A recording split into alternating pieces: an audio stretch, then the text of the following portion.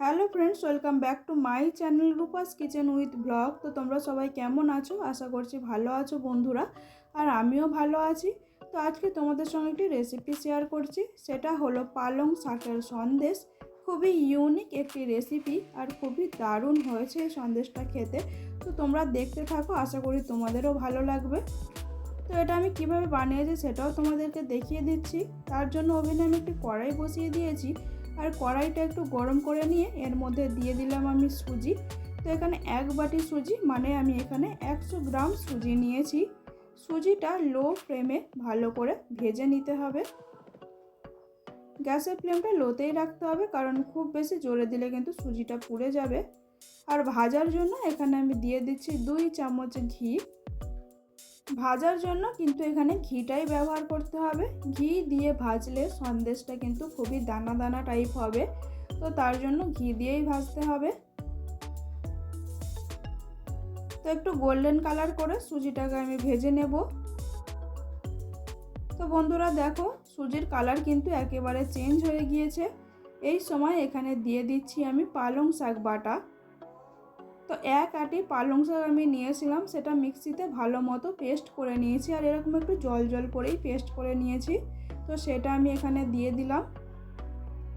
দিয়ে গ্যাসের ফ্লেমটা লোতে রেখে একটু ভালো করে মিশিয়ে দিচ্ছি। একটু সময় দিয়ে কিন্তু এটা ভেজে নিতে হবে, যাতে করে পালং শাকের কাঁচা গন্ধটা চলে যায়। আর ততক্ষণ ভাজতে হবে যতক্ষণ না সুজিটা ফের পুনরায় এরকম ঝুরো ঝুরো টাইপ হয়ে যায়। তারপর এখানে আমি দিয়ে দিচ্ছি ওই 1 বাটি লিকুইড দুধ। দুধটা আমি আগে থেকে জাল দিয়ে গরম করে রেখেছিলাম, সেটাই এখানে ব্যবহার করলাম। তো ওটা দেওয়ার পর একটু নাড়াচাড়া করে মিশিয়ে দিচ্ছি। আর তারপর এখানে আরও কিছু জিনিস আমি দেব।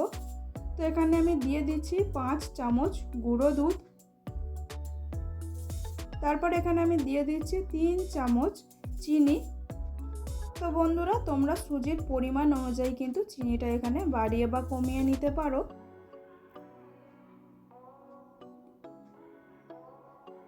তারপরে এখানে আমি দিয়ে দিচ্ছি 2 চিমটি লবণ। মিষ্টির মধ্যে যদি একটু লবণ দেওয়া যায় তাহলে কিন্তু খুব ভালো ব্যালেন্স হয়। তো 2 চিমটি আমি লবণ দেওয়ার পর আরও 1 বাটি লিকুইড দুধ এখানে দিয়ে দিলাম। তো ব্যাস, আর বেশি দুধ কিন্তু এখানে ব্যবহার করা যাবে না। এই 2 বাটি দুধই এখানে আমি ব্যবহার করলাম, আর এতে কিন্তু আমার সন্দেশটা একেবারেই তৈরি হয়ে যাবে। তো এরপর একটু ভালো করে নাড়াচাড়া করে আমাদের সন্দেশটাকে তৈরি করে নিতে হবে। তো যতক্ষণ না এটা শুকিয়ে যায় ততক্ষণ আমি নাড়াচাড়া করে নেব। আর সেই সময় দিয়ে দিচ্ছি আরও 2 চামচ ঘি। এরপর ভালো করে মিশিয়ে নিচ্ছি। গ্যাসের ফ্লেমটা লোতে রেখে 2 মিনিট নাড়াচাড়া করলেই কিন্তু সন্দেশটা একেবারেই রেডি হয়ে যাবে।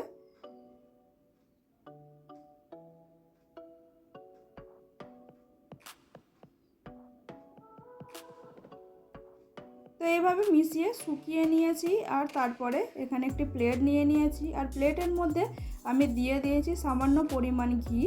ঘিটা প্লেটের গায়ে একটু ভালো মতো লাগিয়ে নিচ্ছি, এতে করে সন্দেশগুলো কিন্তু ভালোভাবে তৈরি হয়ে উঠে আসবে, প্লেটের গায়ে লেগে থাকবে না। তো তারপর এই প্লেটের মধ্যে আমি সন্দেশের ডোটা নিয়ে নিচ্ছি এইভাবে।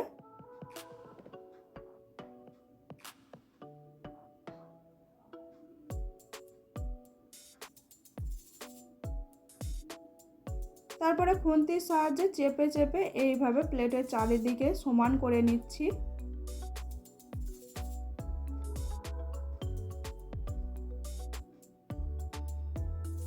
এইভাবে সমান করে নেওয়ার পর 15 মিনিট আমি একটি ঢাকনা চাপা দিয়ে রেখে দেব এটাকে ভালো মতো সেট হওয়ার জন্য।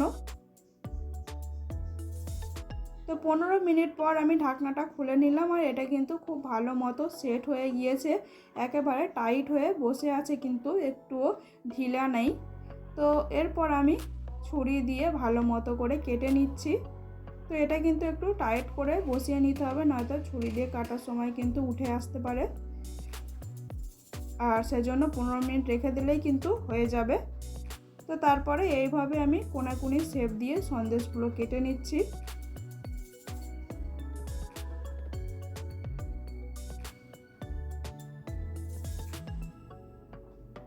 এরপর একটি অন্য প্লেটে আমি একটু সাজিয়ে নেব দেখার সৌন্দর্যের জন্য।